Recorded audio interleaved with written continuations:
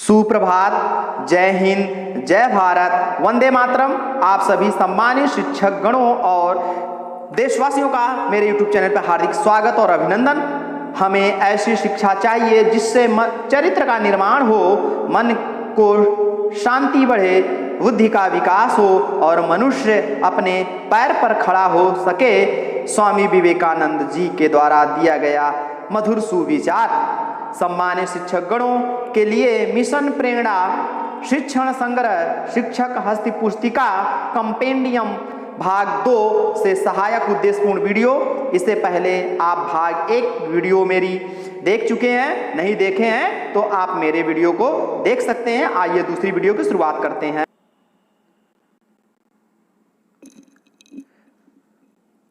आप अब तक शिक्षण संग्रह में भाग 1 को आपने समझा और उससे संबंधित चीज़ों को जाना। आप इस लिंक पर क्लिक करेंगे और आप PDF रीडर में आपका ये ओपन होगा, जिसमें हम लोगों ने शिक्षण संग्रह कंपेंडियम के बारे में पहली वीडियो में जान चुके हैं कि ये क्या है।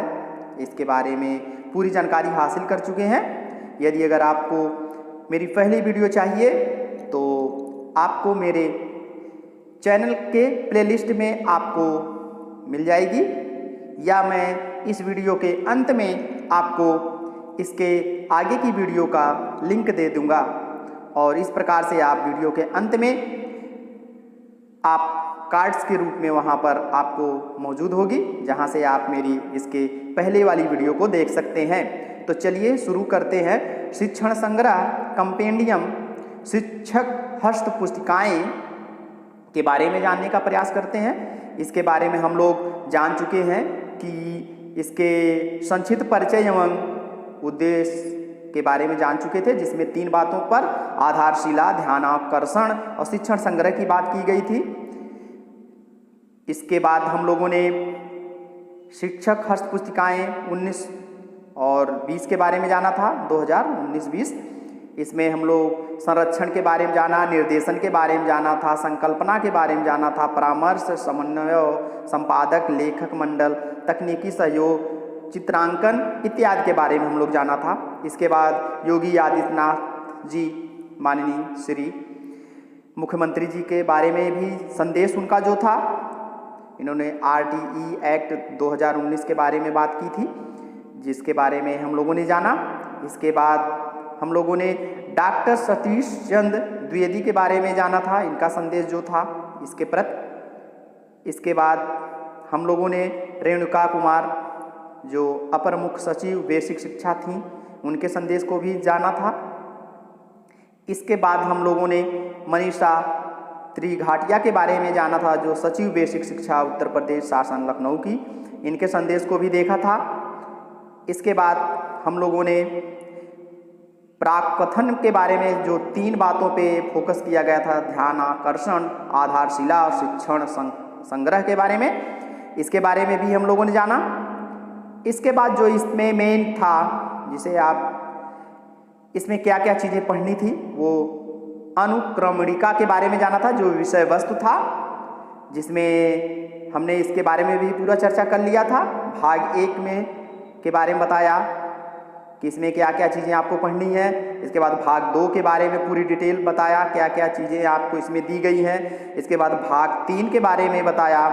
इसके बाद भाग 4 और भाग 5 और भाग 6। इस प्रकार से आप के पास प्रश्न भी बना था कि शिक्षक हस्त पुस्तिका या शिक्षण संग्रह में कितने भाग हैं, तो यहाँ से आपका उत्तर ये बना था कि इसके 6 भाग हैं।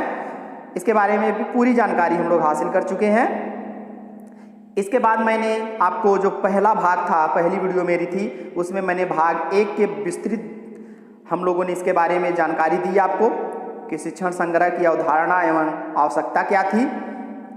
इसकी पूरी डिटेल आपको पहली वीडियो में दी गई है कि शिक्षण संग्रह की अवधारणा और आवश्यकता, इसके बारे में मैंने पूरा मेंशन किया है। आप पुनः इस चीज़ों को रिवाइज कर सकते हैं, देख सकते हैं।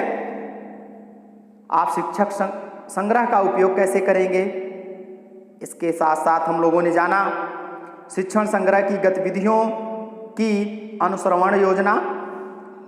इसके बाद आज जो इस वीडियो में आप जानेंगे वो ये है कि भाग 2 आज हम लोग शिक्षण संग्रह शिक्षक हस्त पुस्तिका में भाग 2 के बारे में अध्ययन करेंगे और भाग 2 में क्या क्या चीज़ें दी गई हैं इसके बारे में विस्तृत जानकारी हासिल करेंगे। तो चलिए वीडियो की आज की शुरुआत करते हैं, जिसमें आपको भाग 2 में समझना है और अधिगम प्राप्त करना है शिक्षण संग्रह की अंतर वस्तुएं, जिसमें आपको मुख्य बिंदु दिए गए हैं। जिसमें पहला है प्रभावी शिक्षण कैसे, दूसरा शिक्षण योजना क्या क्यों कैसे, तीसरा शिक्षण योजना के प्रमुख बिंदु, तीसरा चौथा शिक्षण योजना का प्रारूप, पांचवा शिक्षण योजना का आधार लर्निंग आउटकम, सातवां लर्निंग आउटकम अधिगम संबंधी परिणाम, नौवां अधिगम परिणाम तालिकाएं और 10वां लर्निंग आउटकम प्राप्त करने के तरीके। आज हम इतनी बातों को विस्तृत रूप से अध्ययन करेंगे। तो चलिए आगे हम लोग समझने का प्रयास करते हैं। पहले जानते हैं शिक्षण संग्रह की अंतर वस्तुएं क्या हैं। शिक्षण संग्रह की अंतर वस्तुओं का तात्पर्य है शिक्षण योजनाएं, शिक्षक डायरी, समय सारणी, लर्निंग आउटकम की सूची, उपयोगी TLM, नवाचार, प्रार्थना स्थल पर आयोजित की जाने वाली गतिविधियां, जिसमें व्यायाम है, योग है, सामान्य ज्ञान है, प्रेरक प्रसंगों आदि के माध्यम से आप शिक्षक कक्षा शिक्षण को रोचक एवं प्रभावी बनाने के साथ विद्यालय में उपलब्ध संसाधनों का अधिक उपयोग करके विद्यालय के शैक्षिक वातावरण को सीखने सिखाने के अनुकूल बना सकते हैं। अगर इतनी बातों को आपने सुना और समझा, जैसा कि हम सभी लोग एक अध्यापक हैं और इस बात को बहुत अच्छे से समझते हैं, ये बहुत ही बात एक शिक्षण अधिगम प्राप्त करने के लिए बहुत ही उपयोगी और बहुत सार्थक सिद्ध होती है। प्रभावी शिक्षण कैसे करना है, अब इसके बारे में हम लोग जानने का प्रयास करते हैं। इसमें बच्चों की शैक्षिक संप्राप्ति का सीधा संबंध कक्षा शिक्षण की प्रभाविता से होता है।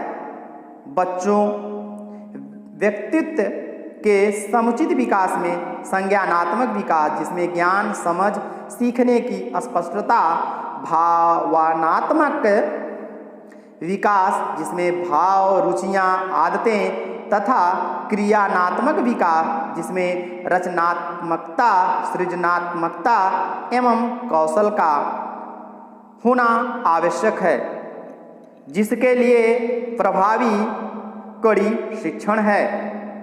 तो इस प्रकार से अगर हम बात करें तो हम इन सब का उपयोग करके बहुत अच्छे से आप प्रभावी शिक्षण को कर सकते हैं। एक दिया गया है प्रभावी शिक्षण की सीढ़ी के रूप में आप इसे जान सकते हैं।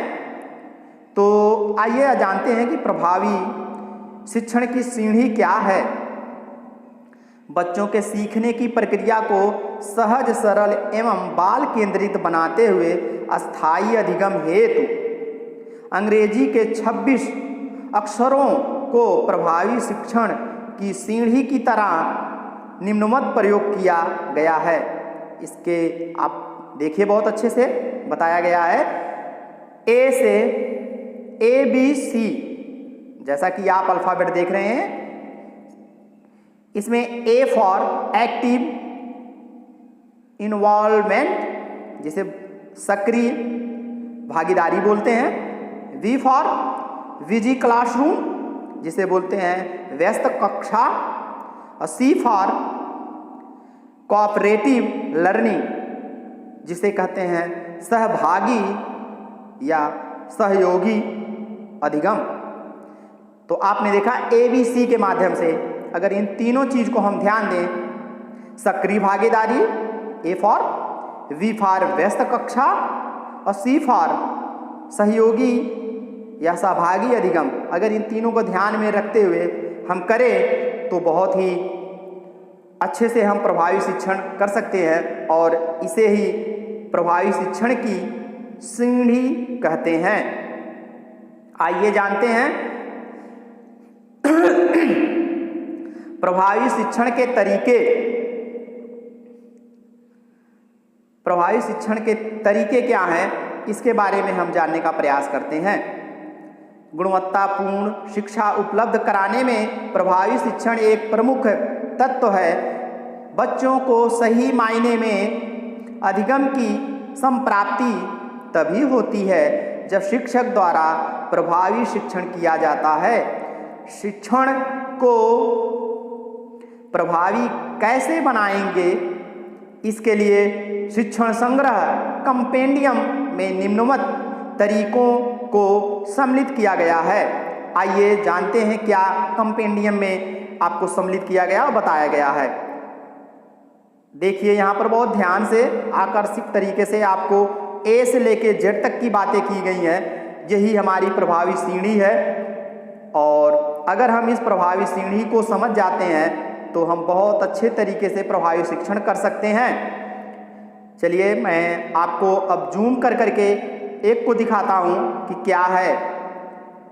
ये देखिए एक गुरुजी का चित्र है, आप समझ सकते हैं अध्यापक जी, और किस प्रकार से ये कर रहे हैं।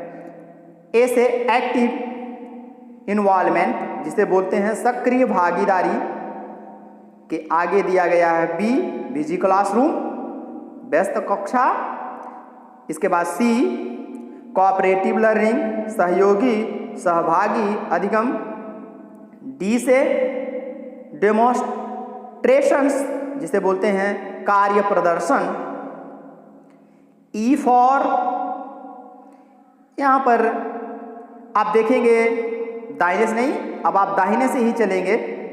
आप रेड रंग का जो आप देख रहे हैं एरो का निशान लगा है, आप उसी हिसाब से देखेंगे। अब यहाँ पर देखिए मुड़ रहा है। अब दूसरे रो में चलेंगे। ई से एक्सपेक्टेशन अपेक्षाएं जिसे बोलते हैं, एफ से फीडबैक प्रतिपुष्टि, इसके बाद आगे है जी से गोल सेटिंग लक्ष्य निर्धारण, इसके आगे बढ़ते हैं एच फॉर इसका है होमवर्क हास या परिहास, इसके बाद एस से देखिए बाएं तरफ से मुड़ रहा है। तीसरे रो में अब चलेंगे। आई से इंडिविजुअल नीड्स व्यक्तिगत आवश्यकताएं, इससे आगे बढ़ेंगे। जे से जर्नल ऑफ लर्निंग अधिगम पत्रिका, इसके आगे अगर बढ़े के से knowledge the learner knowing the learner अधिगमकर्ता को जानिए। के आगे अगर हम बढ़े एल फॉर लिंकिंग लर्निंग अधिगम संबंध स्थापन, इसके आगे अगर बढ़े एम से मैनेजमेंट ऑफ रिसोर्सेस संसाधनों की व्यवस्था, एम से आगे बढ़ेंगे तो एन आएगा।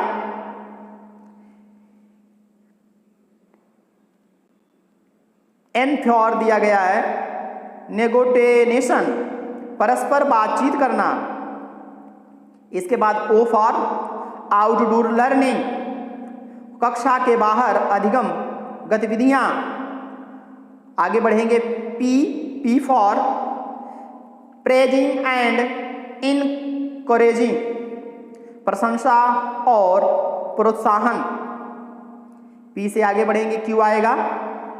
क्यू फॉर क्विज जिसे बोलते हैं पहेली या प्रश्नोत्तरी, जिस प्रकार से मैं आपको शिक्षण अधिगम पर पहेली या प्रश्नोत्तरी दे रहा हूँ, मेरी 5 जा चुकी है। अगर आपने अब तक नहीं देखा है तो आप मेरे प्लेलिस्ट से या मैं वीडियो के अंत में लिंक दे दूंगा, आप वहाँ से देख सकते हैं।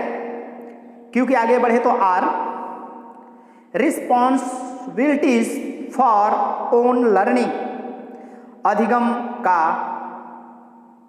स्वदायित्व। आर के बाद एस आता है, सक्सेस एक्सपीरियंस, सफलता का अनुभव। एस के बाद T, team teaching and collaborative, ये क्या है, इफोर्ट्स सॉरी। इसमें जो दिया गया है, जूम करने पे थोड़ा सा ओवरलैप हो जा रहा है, मीनिंग सही से नहीं पता चल रही है, पढ़ने में दिक्कत हो रही है, इसके लिए क्षमा। दल शिक्षण तथा सहयोगी प्रयास। इसके बाद यू फॉर अनएक्सपेक्टेड इनकाउंटर्स, अनअपेक्षित परिस्थितियों का सामना करना। यू के आगे बढ़े तो वी, वैरायटी विविधता। वी के बाद डब्ल्यू, वर्किंग एटमॉस्फेयर, कामकाजी वातावरण। डब्ल्यू के आगे बढ़े थे एक्स, रेलिंग फॉर, अब इसकी भी मीनिंग पता नहीं चल रही है, इवैल्यूएशन मूल्यांकन, हेतु परीक्षण। एक्स के बाद आपका वाई, वाई से यू माने आप। यहाँ आपको जो संबोधित किया गया वो एक शिक्षक के लिए संबोधित किया गया है। इसके बाद जेड, जेड से जील, जिसे बोलते हैं जोश व उमंग।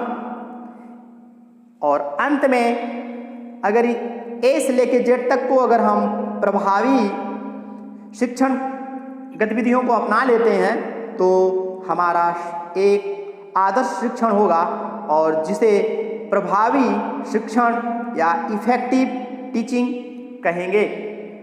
तो मेरा सभी शिक्षक बंधुओं और सम्मानित शिक्षकगणों से अनुरोध है और प्रार्थना है कि आप अपने कार्य को बहुत ही ईमानदारी, मेहनत और लगन से करते आए हैं। निस्संदेह आप पे किसी भी प्रकार का संदेह करना या उंगली उठाना उचित नहीं होता है, लेकिन फिर भी मैं आपसे एक प्रार्थना करता हूं कि अगर इस प्रकार की जो ए से लेके जेड तक का जो रूल बताए गए हैं, अगर इस रूल का अगर हम थोड़ा सा पालन करते हैं तो हम अपने कक्षा में जो शिक्षण गतिविधियां करते हैं उसे हम एक आदर्श शिक्षण के रूप में प्रस्तुत करके बच्चों को अधिक से अधिक अधिगम प्राप्त करा सकते हैं। और मैं आशा और उम्मीद करता हूं कि हमारे शिक्षकगण अवश्य इस चीज़ का पालन करते हुए बच्चों के अधिगम में अधिक से अधिक सुधार लाने का प्रयास करेंगे। इसी बातों से मैं आगे बढ़ता हूं। आगे आप जानेंगे एक्टिव इन्वॉल्वमेंट के बारे में, सक्रिय भागीदारी। सक्रिय भागीदारी का मतलब क्या होता है, इसे में हम मोटा मोटा समझते हैं। इसमें पॉइंट वाइज को देख लेते हैं। टीचर्स के बारे में बताया गया है कि कैसे अध्यापक क्या करे। टीचर डॉज सीखने सिखाने की प्रक्रिया में बच्चों को भी शामिल कीजिए, अर्थात बच्चों को जो भी हम पढ़ाते हैं उसमें बच्चों को सक्रिय बनाने का प्रयास करें, उनके ध्यान को आकर्षित करने का प्रयास करें। कक्षा में सभी को सीखने का अवसर उपलब्ध कराएं, हर किसी पे ध्यान देना है, सभी को मौका देना है। इसके अलावा हम विभिन्न प्रकार की गतिविधियां भी कर सकते हैं, मन की बात रख सकते हैं, उनको भी मन की बात कहने का मौका दें। बच्चों को छोटे बड़े समूहों में अपने विचार अनुभव को कहने का अवसर दें। अभिव्यक्ति का मौका दें। बच्चों को प्रतिदिन की अधिगम डायरी लिखने के लिए प्रोत्साहित करें। इसके साथ बच्चों में विषयवार लर्निंग आउटकम की समझ विकसित करने के लिए स्रोत तथा अधिगम सामग्री भी उपलब्ध कराइए। आगे हम जानते हैं कि विजी क्लासरूम किस प्रकार से हम कक्षा को व्यस्त रखेंगे। अब उसी को विस्तृत हम लोग पढ़ने जा रहे हैं, जो A to Z है, जो अभी हमने ऊपर आपने ये जाना प्रभावी शिक्षण की सीढ़ी के बारे में, A से लेकर Z तक। अभी हमने आपको पूरा इसकी इंग्लिश में जो मीनिंग थी उसे बताते हुए और हिंदी में बताने का प्रयास किया। अब हम एक एक को बात करते हैं, जिसमें A था एक्टिव इन्वॉल्वमेंट, सक्रिय भागीदारी, जिसके बारे में बताया। अब B से विजी क्लासरूम के बारे में, व्यस्त कक्षा। हम किस प्रकार से कक्षा में बच्चों को विजी रख सकते हैं, व्यस्त रख सकते हैं, कैसे? सीखने के लक्ष्य लर्निंग आउटकम की रूपरेखा अच्छी तरह तैयार कीजिए और सीखने की प्रक्रिया तथा गतिविधियों को स्पष्ट करने वाले निर्देशों को भी स्पष्ट रूप से समझ लीजिए। इसके बाद बच्चों की भूमिका को भी स्पष्ट कीजिए कि वह कक्षा में किस प्रकार के क्रियाकलाप करेंगे अथवा कराएंगे। अगली जो पॉइंट है, कक्षा में विभिन्न रचनात्मक गतिविधियों द्वारा प्रोत्साहन एवं कामकाजी वातावरण बनाए रखिए। अगला जो पॉइंट्स है, लर्निंग आउटकम के सक्रिय क्रियान्वयन के समय बच्चों की पाठ्य पुस्तक, कार्य पुस्तिका, वर्कबुक, वर्कशीट जैसे सीखने के स्रोतों का या साधनों का व्यवस्था पूर्व में ही कर लीजिए। इस प्रकार से आप कक्षा में बच्चों को व्यस्त रख सकते हैं। शिक्षक ऐसा काम करके। अगला हम C पॉइंट को देखते हैं, कोऑपरेटिव लर्निंग, जिसे बोलते हैं सहभागी, सहयोगी अधिगम। इसे हम कैसे प्राप्त करेंगे, सहयोग कैसे पाएंगे बच्चों का? सहभागी अधिगम में बच्चे अपनी कक्षा में साथ साथ पढ़ते हैं और समूहों में कार्य करके सीखते हैं। इस तरीके से बच्चे अधिक से अधिक सीखने में सफलता प्राप्त करते हैं। इसके लिए शिक्षक ऐसे क्रियाकलापों का चयन करते हैं जो सभी को समूह में मिलकर करने होते हैं, जैसे प्रोजेक्ट कार्य, विषयवार छोटे समूह की गतिविधियां। अब हम जानते हैं कि इसे शिक्षक कैसे क्या कर सकते हैं, शिक्षक का क्या योगदान है। कक्षा में 3 से 4 छोटे समूह बनाइए। प्रत्येक समूह के लिए लर्निंग आउटकम से संबंधित प्रोजेक्ट कार्य गतिविधि का चयन कीजिए। बच्चों को सहयोगी अधिगम में किए जाने वाले कार्यों के बारे में समझाइए, जैसे सभी लोग अपने समूहों में मिलजुल कर एक दूसरे का सहयोग करते हुए कार्य करेंगे। समूह के प्रत्येक सदस्य की जवाबदेही तय कीजिए। सीखने के स्रोतों और विचारों में हिस्सा भागीदारी लेने के लिए सभी छात्रों और प्रत्येक समूह को प्रोत्साहित कीजिए। D फॉर डेमोन्स्ट्रेशन, जिसे बोलते हैं कार्य प्रदर्शन। कार्य प्रदर्शन का मतलब है कक्षा में शिक्षक एवं बच्चे द्वारा किसी प्रयोग या उदाहरण को प्रत्यक्ष रूप से करने से है या व्यावहारिक कार्य की संकल्पना पर आधारित है, जैसे मॉडलिंग अर्थात प्रतिरूपण, सिमुलेशन भी कहते हैं। प्रभावी शिक्षण के लिए प्रदर्शन व प्रतिरूपण की जरूरत होती है। ये तो हुआ डेमोन्स्ट्रेशन मीन्स कार्य प्रदर्शन। अब इसमें अध्यापक क्या करेंगे, अध्यापक को कैसे क्या करना है उसके बारे में जानें। विषय के ऐसे लर्निंग आउटकम का चयन कीजिए जिसमें मॉडल के प्रदर्शन की आवश्यकता हो, जैसे विज्ञान व पर्यावरणीय अध्ययन विषय। बच्चों को स्पष्ट निर्देश देते हुए प्रदर्शन के लिए तैयार कीजिए। बच्चों में विचार शक्ति को प्रोत्साहन देने और उनका ध्यान उत्साह बराबर बनाए रखने के लिए उनसे प्रश्न पूछिए ताकि वे प्रदर्शन के परिणामों का अनुमान लगा सके। आइए ए फॉर जानते हैं। ई फॉर एक्सपेक्टेशन, जिसे बोलते हैं अपेक्षाएं। शिक्षक को अपने बच्चों की सफलता के संबंध में स्वयं से भी अपेक्षाएं रखनी चाहिए। उनका शिक्षण ऐसा हो जिसमें सभी बच्चे सीखने की प्रक्रिया में शामिल होते हुए सीखें। इसके लिए शिक्षक क्या करें? कक्षा शिक्षण के प्रति आत्मविश्वास बनाएं, बच्चों को बातचीत गतिविधियों एवं अपने सकारात्मक हाव भाव से सफलता के प्रति आशान्वित रखें। बच्चों को व्यक्तिगत एवं सामूहिक रूप से अधिगम निर्णय लेने के लिए प्रोत्साहित कीजिए। आइए जानते हैं एफ से फीडबैक, प्रतिपुष्टि। फीडबैक ऐसी जानकारी है जिसमें हमारे शिक्षक बच्चों दोनों को किसी वस्तु में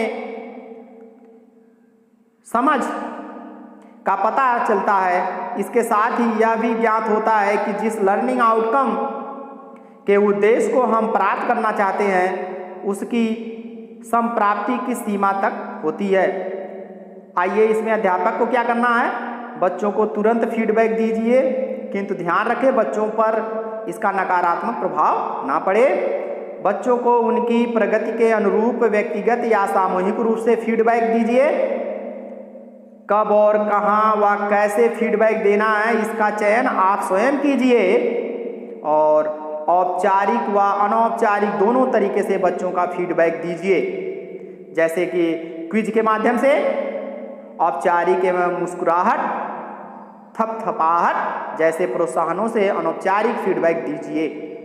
आइए अब जानते हैं जी से गोल सेटिंग, लक्ष्य निर्धारण। बिना लक्ष्य का कोई भी, आप जानते हैं, बिना लक्ष्य की नाव भी अपने मंजिल तक नहीं पहुंच पाती है। लक्ष्य निर्धारण विषय की रूपरेखा होती है जो प्रभावी शिक्षण का प्रथम चरण होता है। कोई भी मनुष्य अपने लक्ष्य का निर्धारण किए बगैर, और लक्ष्य अगर उसे पाना है तो उसे गोल सेटिंग, लक्ष्य निर्धारण करना बहुत ही अति आवश्यक है। इसके लिए शिक्षक क्या करेंगे? निर्धारित किए जाने वाले लक्ष्यों और कार्यों के बारे में बिल्कुल स्पष्ट रहें। कक्षा में बच्चों की विशिष्ट जरूरतों पर विचार अवश्य कीजिए और उनके अनुरूप शिक्षण योजना बना दिए। लक्ष्य के निर्धारण व क्रियान्वयन में बच्चों की कक्षा रुचियों, अनुभवों व उनकी आय को ध्यान में रखिए। इसके बाद बच्चों की विषयवार जरूरतों का पूरा करने के लिए लक्ष्यों या समयबद्ध समीक्षा कीजिए। आइए अब जानते हैं एस फॉर होमवर्क, हास परिहास। प्रभावी शिक्षण के लिए कक्षा में हास परिहास यानी खुशी का माहौल होना चाहिए, जरूरी होता है। यह तनाव दूर करता है और कक्षा का वातावरण आनंददायी व पढ़ने लायक बनाता है। अध्यापक इसके लिए क्या करें? कक्षा शिक्षण के समय बीच बीच में रुचिकर माहौल बनाने और हास परिहास, चुटकुले, मुहावरे, हास्य कविता जैसे क्रियाकलापों को यथा समय प्रयोग करना चाहिए। आइए अपने जानते हैं आई फॉर इंडिविजुअल नीड्स। हर किसी की व्यक्तिगत आवश्यकता होती है। हमारे जीवन में भी हमें अलग अलग चीज़ों की आवश्यकता होती है। हर व्यक्ति की आवश्यकताएं भी भिन्न भिन्न होती हैं। प्रत्येक बच्चे का व्यक्तिगत अलग अलग होता है।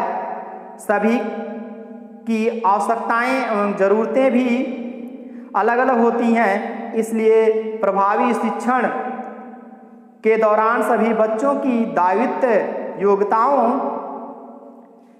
आवश्यकताओं का पहचान और उनके अनुरूप शिक्षण कार्य करना जरूरी होता है।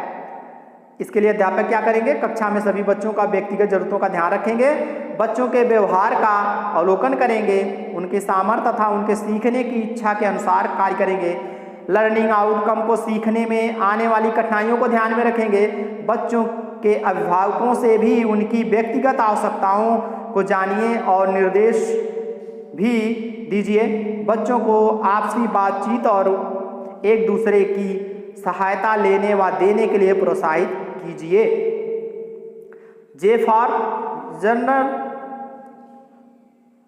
जर्नल फॉर लर्निंग, अधिगम पत्रिका। प्रभावी शिक्षण के लिए बच्चों को प्रतिदिन उनके सीखने के लर्निंग आउटकम्स को अधिगम पत्रिका में लिखने के लिए प्रोत्साहित किया जाना चाहिए। अध्यापक क्या करेंगे? बच्चों को प्रतिदिन लिखने के लिए प्रोत्साहित कीजिए, बच्चों को एक फ्रेमवर्क दीजिए, एक मॉडल दिया गया है जिसमें दिनांक है, विषय है, पाठ संख्या व नाम है, लर्निंग आउटकम है, लर्निंग आउटकम की प्रगति समझ में आया, सहयोग की जरूरत। इस प्रकार से आप उनके लिए एक अधिगम पत्रिका बना सकते हैं। इसके बाद अगर हम बात करें, इससे बच्चों को उनको निजी शैलियों में लिखने का प्रोत्साहन करना है, ये ध्यान रखना है। बच्चों को अधिगम पत्रिका का आपसी विचार विमर्श का मौका भी देने की जरूरत है। के फॉर नोविंग द लर्नर, अर्थात अधिगमकर्ता को जानिए, अर्थात बच्चों को समझिए, जानिए उन्हें, वो क्या है बच्चा। प्रभावी शिक्षण के लिए अधिगमकर्ता बच्चों के पूर्व अनुभव, वर्तमान लर्निंग आउटकम पर उनकी स्थिति, अभिवृत्तियों एवं रुचियों को जानना और समझना बहुत ही जरूरी होता है। शिक्षण योजना के लिए अधिगमकर्ता को जानना एक प्रमुख बिंदु है, क्योंकि सीखने सिखाने की प्रक्रिया का क्रियान्वयन इसी पर निर्भर होता है। शिक्षक को क्या करना है, आइए जानते हैं। बच्चों के स्वभाव व जरूरतों के बारे में जानकारी एकत्रित करना है। कक्षा शिक्षण के समय बच्चों के पूर्व ज्ञान का उपयोग कीजिए, जो पहले से जानते हैं उनका उपयोग करना है। बच्चों के वर्तमान ज्ञान और नए कार्यों में संबंध स्थापित जोड़िए, अर्थात कोरिलेट करिए उसके पूर्व ज्ञान को नए ज्ञान से। शिक्षण योजना बनाते समय, पढ़ाते समय और मूल्यांकन करते समय एवं मार्गदर्शन सूत्र उपयोगी होता है। आइए एल फॉर जानते हैं।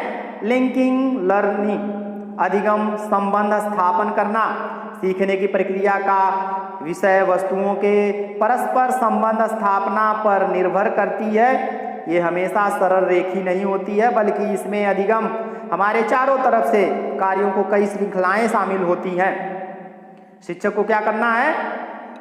शिक्षण योजना बनाते समय सीखने के क्रमों को ध्यान में रखना है। कक्षा शिक्षण करते समय अधिगम गतिविधियों पर लर्निंग आउटकम के उद्देश्यों और उनके सीखने सिखाने की प्रक्रिया के क्रमानुसार तकनीकों एवं तरीकों के आपसी तालमेल, समायोजन और सादृश्यीकरण अपने शिक्षण का मूल्यांकन व फीडबैक सोच विचार कर देना होता है। सीखने को एक दूसरे से अंतः पाठों को प्रावधान कीजिए। आगे जानते हैं M for management of resources, संसाधनों की व्यवस्था। प्रभावी शिक्षण के लिए जो भी आपके पास संसाधन उपलब्ध होते हैं उनको सही तरीके से व्यवस्थित करके उपयोग करना है, ये इसमें सिखाया गया है।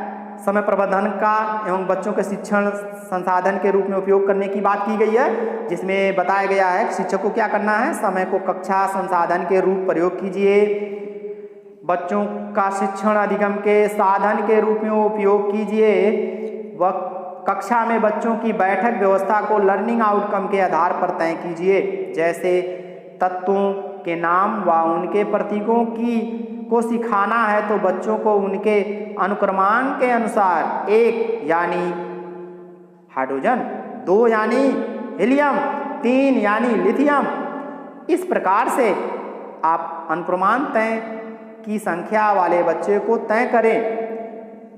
कक्षा में बच्चों को समूह में विभाजित करके उनकी सहायता के लिए सभी समूह तय कीजिए। आइए जानते हैं एन फॉर नेगोटिएशन, परस्पर बातचीत करना।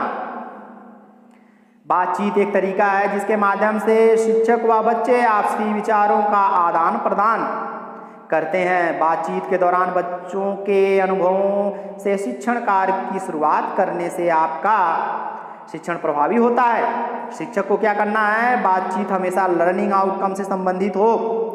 ध्यान रखना है, चित्रों के माध्यम से या कहानी या कविता के माध्यम से भी कर सकते हैं। बच्चों को प्रोत्साहित कीजिए कि वे बिना किसी संकोच, डर, भय व तनाव से के विचार विमर्श के लिए विषय वस्तु लेकर आए। बच्चों से संदर्भ आधारित बातचीत अवश्य करें। ओ से आउटडोर लर्निंग, कक्षा के बाहर की अधिगम गतिविधियां क्या होनी चाहिए। बच्चा बाहर जब होता है, रविन्द्रनाथ टैगोर जी ने, आपको मालूम है, किंडरगार्टन, फ्रोबेल के द्वारा और तमाम लोगों ने जो है आउटडोर लर्निंग पे बहुत ही जोर दिया है। ठीक उसी प्रकार से अधिगम के लिए बच्चों को कक्षा के बाहर ले जाकर भी गतिविधियां कराई जाए, जिससे बच्चे कक्षा कक्ष की तुलना में खुले वातावरण और पर्यावरण में मौजूद वास्तविक जीवन की परिस्थितियों से क्रियाशील रहते हैं और अस्थायी रूप से सीख जाते हैं। करके सीखना, देखकर सीखना, ये साइंस का फंडा है और साइंस का ये मूल आधार है विज्ञान के माध्यम से। शिक्षक क्या करना है, ऐसे अधिगम कार्यों की सूची बनाइए जिसमें कक्षा के बाहर की गतिविधियों को जरूरत पड़ती है। कक्षा के बाहर की गतिविधियों के लिए समय का चयन कीजिए और संबंधित व्यक्तियों से संपर्क करके शैक्षिक यात्रा हेतु कार्यक्रम करिए। एजुकेशनल टूर जैसे जाता है, वहाँ पर जो भी बच्चे जो भी गतिविधि करते हैं, देखते हैं, बच्चों को कहिए कि वो बच्चे अपने मन से उस पूरे विवरण को लिख कर दें। देखिए, आप एक ऐसी सी बातें बच्चे लिख कर देते हैं, शायद आपको कल्पना से भी वो परे होगा। वो बच्चे उन छोटी छोटी बातों को भी कुछ बच्चे लिख कर दिखा सकते हैं, शायद जो बातें आप भी भूल सकते हो। बच्चों के अभिभावकों की सूचना दीजिए और उनकी सहमति भी प्राप्त कीजिए। बच्चों की भागीदारी को प्रोत्साहित कीजिए। आइए पी फॉर जानते हैं, प्रेजिंग एंड इनकरेजिंग। प्रशंसा और प्रोत्साहन बहुत ही मायने रखता है हर किसी के जीवन में। जैसे मैं ये वीडियो बना रहा हूँ आपके लिए, मेहनत कर रहा हूँ, कोशिश कर रहा हूँ अपने प्रिय सम्मानित शिक्षक गणों तक पहुँचाने के लिए। ये नहीं मैं मानता हूँ कि मैं आप सभी लोग से समझदार और बहुत ही अनुभवी अध्यापक हूँ। मेरी उम्र बहुत आप लोग से कम है, मैं अभी 2015 में ही मेरी ज्वाइनिंग है। लेकिन मेरा ये मकसद नहीं है, मेरा मकसद ये है कि कोई चीज़ हम सुनकर, देखकर बहुत आसानी से सीख जाते हैं। ऑडियो और वीडियो के माध्यम से मैं इसी टेक्निक को अपनाते हुए आपको वीडियो के रूप में दे रहा हूँ और मैं आशा और विश्वास करता हूं कि आप सभी लोग मेरे वीडियो को अच्छे से देखेंगे और इस मॉड्यूल को बहुत अच्छे से समझने का प्रयास करेंगे और अधिक से अधिक लोगों तक पहुंचाने का प्रयास भी करेंगे। आइए जानते हैं, और वही मेरे लिए ये प्रेजिंग और इनकरेजिंग होगा, अर्थात प्रशंसा और प्रोत्साहन। ये शब्द हर एज में, हर उम्र में, हर व्यक्ति के लिए आवश्यक होता है। जो भी आप कोई काम करते हैं, अगर कोई उसकी प्रशंसा और प्रोत्साहन न करे तो थोड़ा सा इंसान को परेशानी महसूस होती है और उसको कार्य करने में उसकी कमी आप देख सकते हैं। ठीक उसी तरीके से बच्चे के लिए भी है कि बच्चा आपका प्रोत्साहित और प्रशंसा अगर आप उसे नहीं करेंगे, प्रोत्साहन नहीं देंगे, तो बच्चा कक्ष में पिछड़ता जाएगा और शायद जो अधिगम उसे मिलना चाहिए, मिलने में आप देने में असफल हो सकते हैं। कक्षा में प्रशंसा और प्रोत्साहन बच्चों के व्यवहार को पुष्ट करने के लिए एक प्रभावकारी उपाय है। उदाहरण के रूप में मुस्कुराना, थपथपाना, शाबाशी देना ऐसे तरीके हैं जिनमें बोलने की भी जरूरत नहीं पड़ती है। बहुत खास बात है ये। शिक्षक क्या करें, बच्चों के वास्तविक प्रयत्न और उनकी उपलब्धियों को पहचानने के लिए तत्पर रहें। बच्चों के प्रोत्साहन और उपलब्धि की गुणवत्ता को ध्यान में रखकर प्रशंसा और प्रोत्साहन के लिए उपयुक्त शब्द या कार्य का चयन कीजिए। बच्चों के कार्य प्रदर्शन के तुरंत बाद प्रशंसा और प्रोत्साहन दीजिए। लर्निंग आउटकम की संप्राप्ति में कमजोर बच्चों को प्रोत्साहन दीजिए। प्रशंसा तत्काल की जानी चाहिए, विलंब से नहीं। अर्थात किसी बच्चे को किसी भी कार्य के लिए अगर आपको प्रशंसा करनी है, उसको ऑन स्पॉट अर्थात उसी समय आप उसे दीजिए, बाद में देने का कोई मतलब नहीं है। क्विज ये बहुत ही उपयोगी होता है। प्रश्नोत्तरी और पहेली, मेरी श्रृंखलाएं भी प्रश्नोत्तरी और पहेली पे चल रही हैं। मैंने कई वीडियो अपलोड भी किया है, आप मेरे प्लेलिस्ट से जाकर देख सकते हैं, या मैं आपको वीडियो के अंत में आपको कार्ड्स के रूप में अवेलेबल करा दूंगा। वीडियो के जब आप मेरी खत्म होती है उस वीडियो पे मेरी कुछ महत्वपूर्ण वीडियो जो इससे रिलेटेड होती है मैं उसको वहाँ पर शो करता हूँ, आप उसको टच करके डायरेक्ट जाके देख सकते हैं, या आप मेरे चैनल को सब्सक्राइब किए हैं तो आप मेरे प्लेलिस्ट से जाके देख सकते हैं, और अगर अब तक आपने नहीं किया है तो आप मेरे चैनल को सब्सक्राइब कर सकते हैं और आपको ऐसी वीडियो मिलती रहेंगी। शिक्षक को क्या करना है, क्विज में प्रश्नोत्तरी का उद्देश्य निश्चित हो तथा इसका स्वरूप भी तय कर लीजिए, जैसे कि यह खेल के रूप में होगा या प्रतियोगिता के रूप में होगा। आप देख रहे हैं कि हमारे अंबेडकर नगर जिले में प्रतियोगिता के रूप में क्विज सीरीज आ रही है और ये सीरीज आ चुकी है 4 तक और हम लोग उसको भी हल कर रहे हैं। अंत में देखिए हमें स्कोर मिलता है, अगर हम अच्छा स्कोर कर रहे हैं, पॉइंट्स अच्छे बना रहे हैं तो हमें अच्छा लगता है, अर्थात यही हमारी प्रशंसा और प्रोत्साहन है और हम अपने आप को भी समझ रहे हैं हमें कितना आता है। शिक्षण संग्रह प्रश्नोत्तरी का माध्यम मौखिक या लिखित हो, इसे आप तय कीजिए।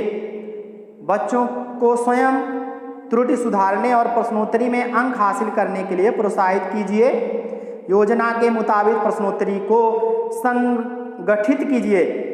आपको इसमें एक मेरे तरफ से सुझाव है कि कोई भी प्रश्नोत्तरी या क्विज बनाई जाए, ध्यान रखना है कि इसमें फ्रेंडली कंपटीशन होना चाहिए, अर्थात मित्रवत प्रतिस्पर्धा होनी चाहिए, ना कि किसी प्रकार की हे दृष्टि या नफरत की भावना नहीं होनी चाहिए, क्योंकि ये इंसान को आगे बढ़ने नहीं देता है। बच्चों में हम लोग बुनियादी बेसिक पे ही उन्हें ये दिमाग में रखें कि उनको जीवन में बहुत ही प्रतिस्पर्धा करनी है, कंपटीशन करनी है, लेकिन ऐसा कंपटीशन जो फ्रेंडली हो, किसी प्रकार का द्वेष या किसी भी प्रकार की जलन के भावना से दूर होना चाहिए उनका प्रतिस्पर्धा प्रतियोगिता।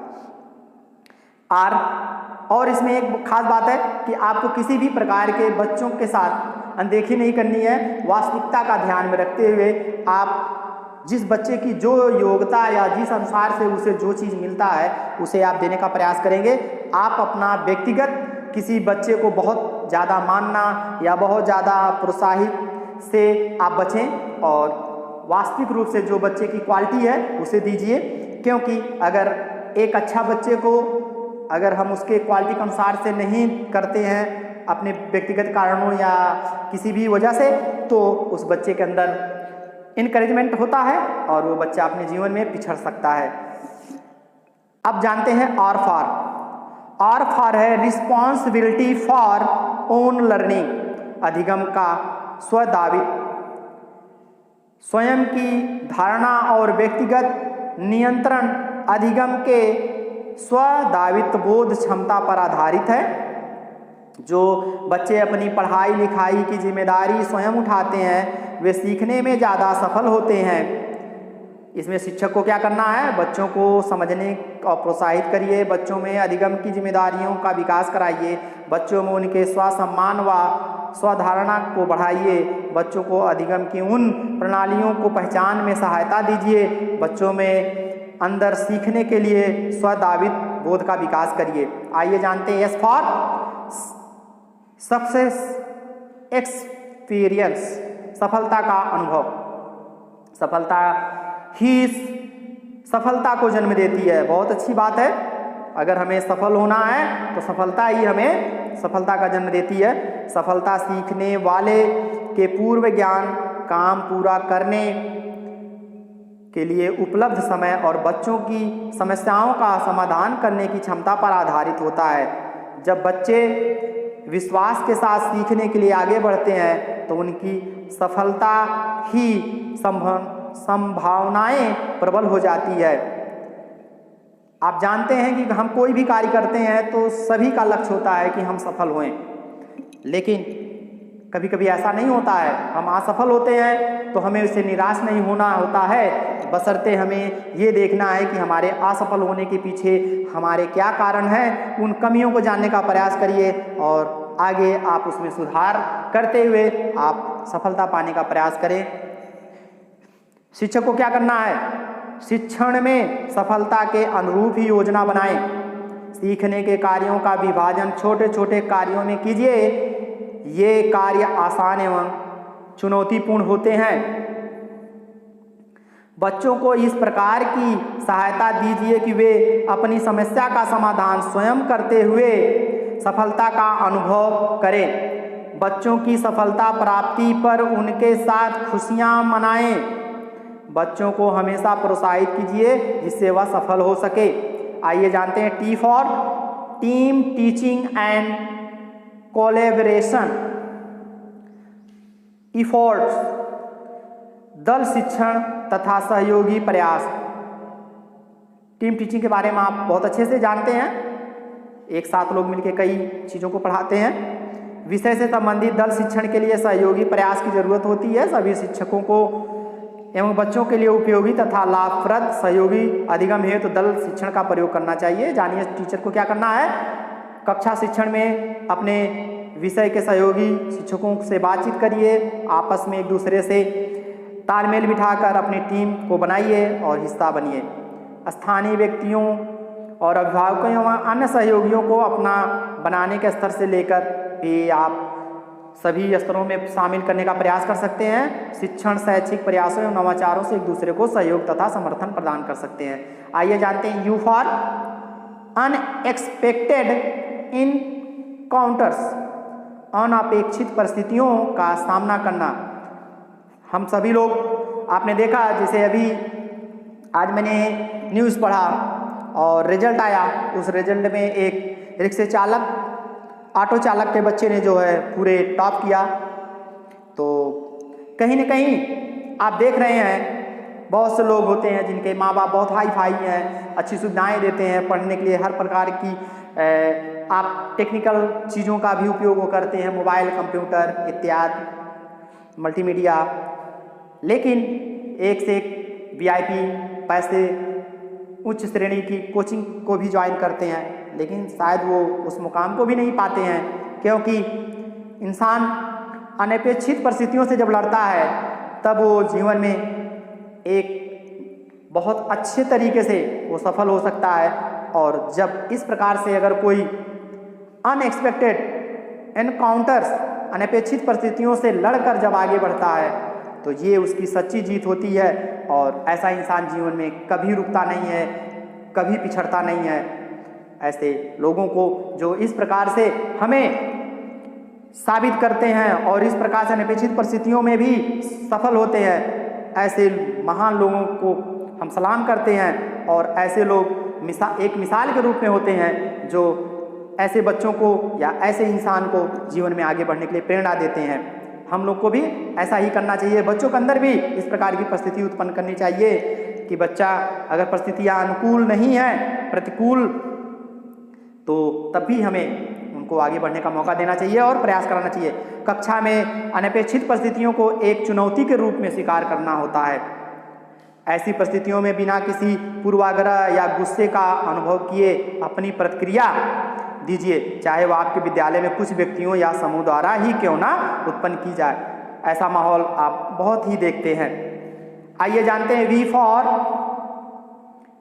इसके बाद और भी दिया गया है कि शिक्षण के दौरान अपने द्वारा की गई गलती को स्वीकार करने से हिचकिचाइए नहीं। अगर आपसे कोई गलती हो जाती है, आप गलत चीज़ कोई बता देते हैं बच्चों को, या गलत टीचिंग कर देते हैं, या कोई बात गलत बोल देते हैं, तो प्लीज़ आप बच्चों से संकोच मत करिए कि आप एक अध्यापक होकर, बड़े होकर कैसे बच्चों से आप स्वीकार करिए उस चीज़ को।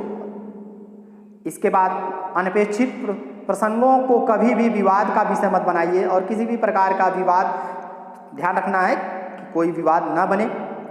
इस प्रकार से अगर हम आगे बढ़ते हैं, वी फॉर जानते हैं वैरायटी, विविधता। प्रभावी कक्षा शिक्षण के लिए अधिगम अनुभवों की विविधता एक अनिवार्य शर्त है। बच्चों का ध्यान आकृष्ट करने और उनकी व्यक्तिगत जरूरतों को पूरा करने तथा किसी भी विषय वस्तु को सीखने व समझने के लिए अधिगम में अधिक से अधिक विविधतापूर्ण अनुभवों को शामिल किया जाएगा, तभी शिक्षण प्रभावी होगा। आगे जानते इसमें करना क्या है, शिक्षक को क्या करना है। जब कक्षा में बच्चे थक जाते हैं और आपकी बातों को ध्यानपूर्वक नहीं सुन रहे होते हैं, आप जानते हैं लर्निंग का एक पठार होता है, पीक पॉइंट होती है लर्निंग की, चाहे आप हो चाहे हम हो, हर किसी की एक क्षमता होती है। जैसे मैं ये वीडियो बना रहा हूँ आज टॉपिक, क्योंकि ये एक बार में ही सिमटना था, इतना अगर मैं ब्रेक कर करके बताता तो आपको समझ में नहीं आता और वीडियो उचित नहीं होती। आप भी मेरी वीडियो को शुरुआत में बहुत अच्छे से देखेंगे, आपको अच्छा लगेगा, लेकिन अंत में आप जब अधिगम के पीक पॉइंट पे जाएंगे तो आपको उबाऊ लगने लगेगा और शायद आप मेरी वीडियो को क्विट करके बाहर निकल जाएं। लेकिन बच्चों के साथ भी सेम ही होता है। लेकिन कभी कभी परिस्थितियाँ ऐसी होती हैं कि हमें लंबा लेक्चर देना होता है या लंबी बात करने के लिए हमें बड़ी वीडियो बनाने की आवश्यकता पड़ जाती है। इसमें क्या करना है, आपको उद्देश्यों के विभिन्न स्तरों को शामिल करना होता है। अधिगम अनुभवों की विविधता, व्यक्तिगत विविधताओं का ध्यान रखें। इसके अलावा कक्षा के अंदर एवं बाहर के संदर्भों में विविधता रखें। बच्चों को सीखने में आ रही समस्या का समाधान का अवसर दें। W फॉर वर्किंग एटमॉस्फेयर, अनुकूल कार्य परिस्थितियाँ। अनुकूल कामकाजी वातावरण प्रभावी शिक्षण के लिए एक आवश्यक घटक है। इसके दो प्रमुख अंग हैं, एक कक्षा का वातावरण जो बच्चों को सीखने में व्यस्त रखता है और उनके कठोर परिश्रम के लिए प्रोत्साहित करता है, तथा दूसरा बच्चों के विचारों और संसाधनों की भागीदारी को प्रोत्साहन जो कामकाजी व रचनात्मक परिस्थितियों का निर्माण करता है। आप सभी जानते हैं परिस्थितियाँ बहुत ही महत्वपूर्ण होती हैं। कक्षा का वातावरण, स्कूल का वातावरण, उस गांव का वातावरण, उस परिवेश का वातावरण, आप भली बात परिचित हैं। आपके पास प्रत्येक अध्यापक जिनकी मैरिज लाइफ है, फैमिली है, उनके पास भी बच्चे हैं। हम सभी लोग चाहते हैं कि हम अपने बच्चे को अच्छा से अच्छा वातावरण दें, सही उनको इन्वायरमेंट दें। ठीक उसी प्रकार से हम भावना रखते हुए अपने स्कूल के बच्चों को जो भी हमारे पास संसाधन उपलब्ध हैं, हम अपनी तरफ से प्रयास करेंगे कि उन्हें अच्छा से अच्छा माहौल देने का प्रयास करें। शिक्षक को करना क्या है, विश्वास आधारित वातावरण बनाना है, कामकाजी व्यवहार प्रदर्शित करना है, रचनात्मक गतिविधियों को बिना व्यवधान जारी रखना है, विद्यालय में आवश्यक सामग्री का तत्काल उपलब्ध कराना है। इसमें थोड़ा सा जो भी उनसे जरूरी चीज़ें हैं, खेल कूद या इत्यादि के, उनके लिए सही व्यवस्था कराइए। कामकाजी वातावरण की प्रभावकारिता पर नज़र रखिए और अनुशासनात्मक हस्तक्षेप को कम से कम रखें। इस प्रकार से आप कर सकते हैं। अब जानते हैं एक्स रेइंग फॉर इवाल्यूएशन, मूल्यांकन हेतु परीक्षण। एक शिक्षक को एक्सरे टेक्नीशियन की तरह बच्चों की अधिगम प्रक्रिया व उनके, जिस तरह से हम एक्सरे करते हैं, एक्सरा कराते हैं हमारे पूरे बॉडी की बीमारी या सभी अंगों में क्या कमी है सब पता चलता है। ठीक उसी प्रकार से हम जब मूल्यांकन करते हैं तो हमें भी पता चलता है बच्चे के अंदर क्या कमी है क्या नहीं है। तो बच्चे को करना क्या है, इसमें शिक्षक को आकलन की रूपरेखा बनाएं और स्वरूप बच्चों की प्रगति का आकलन करें। ये आपका दैनिक हो सकता है, रोज हो सकता है, साप्ताहिक हो सकता है, मंथली हो सकता है, मासिक हो सकता है, तिमाही हो सकता है, छमाही हो सकता है और वार्षिक हो सकता है, जैसा हम लोग करते भी आते हैं। शिक्षण प्रक्रिया के आकलन में तकनीकी का प्रयोग करें, जैसे अवलोकन, बच्चों में बातचीत, स्वमूल्यांकन, पहेली, लिखित परीक्षा को बहुत ही ज़्यादा उपयोगी माना गया है। आकलन व मूल्यांकन करते समय अपनी योजना बनाएं और इसे लागू करने तथा प्रगति दर्ज करने में बच्चों को शामिल करें। आइए जानते हैं U for Y for U, आप अर्थात एक शिक्षक की बात की गई है।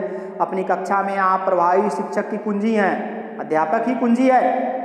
जिस प्रकार से एक ताला को खोलता है, ठीक उसी प्रकार से अपने विद्यार्थियों को, बच्चों के मस्तिष्क में ज्ञान रूपी जो अंधकार है उसको ताला खोलकर अंधकार को भगाकर प्रकाश लाने का प्रयास करता है। आप ही सीखने सिखाने की प्रक्रिया का आधार हैं, क्योंकि आप ही बच्चों से सीधे जुड़े होते हैं और उनकी प्रत्येक गतिविधियों का अवलोकन, आकलन व मूल्यांकन करते हैं। आपकी क्रियाशीलता एवं चिंतन से प्रभावी शिक्षण संभव होता है। अध्यापक को करना क्या है इसमें? सभी बच्चों को प्रोत्साहित करते हुए सक्रिय बनाएं, बच्चों को भी अपनी शिक्षण योजना का हिस्सा बनाएं, कक्षा में सभी बच्चों के लिए एक सहयोगी भूमिका में अपने कार्यों का क्रियान्वयन कीजिए, बच्चों में सृजनात्मकता के विकास हेतु विभिन्न प्रकार के शैक्षिक गतिविधियाँ और नवाचार को माध्यमों का उपयोग करें, बच्चों में हमेशा बातचीत करने, प्रश्न पूछने, एक दूसरे के विचारों का सम्मान करने, अधिगम एवं स्वमूल्यांकन का अवसर दीजिए। आइए जानते हैं जेड फॉर ज़ील, जिसे जोश या उमंग कहते हैं। प्रभावी शिक्षण के लिए शिक्षक द्वारा कक्षा में सभी क्रियाकलापों का जोश और उमंग से करना नितांत जरूरी होता है। जो शील शिक्षक को अपनी कक्षा में एक ही समय में एक से अधिक कार्य करने पर योग्यता पर विश्वास होना चाहिए।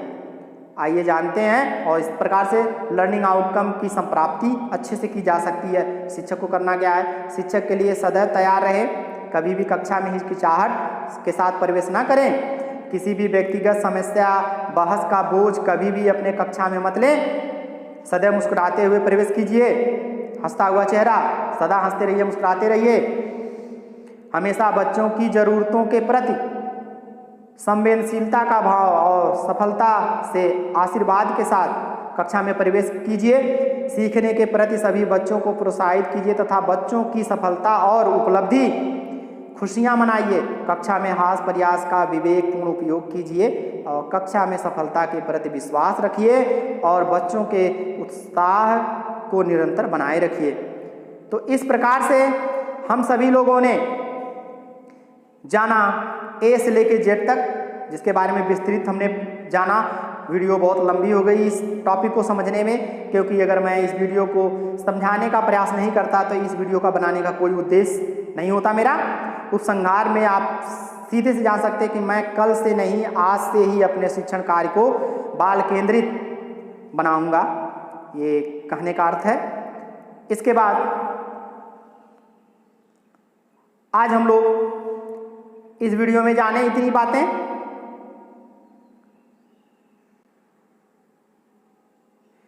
तो क्योंकि आज की वीडियो अगर मैं इसे आगे बढ़ाने का प्रयास करता हूं तो बहुत बड़ी हो जाएगी वीडियो, लेकिन आगे की जो बातें हैं इतना इम्पॉर्टेंट नहीं है जितना इम्पॉर्टेंट बातें आपने ए से लेके जेड तक जाना।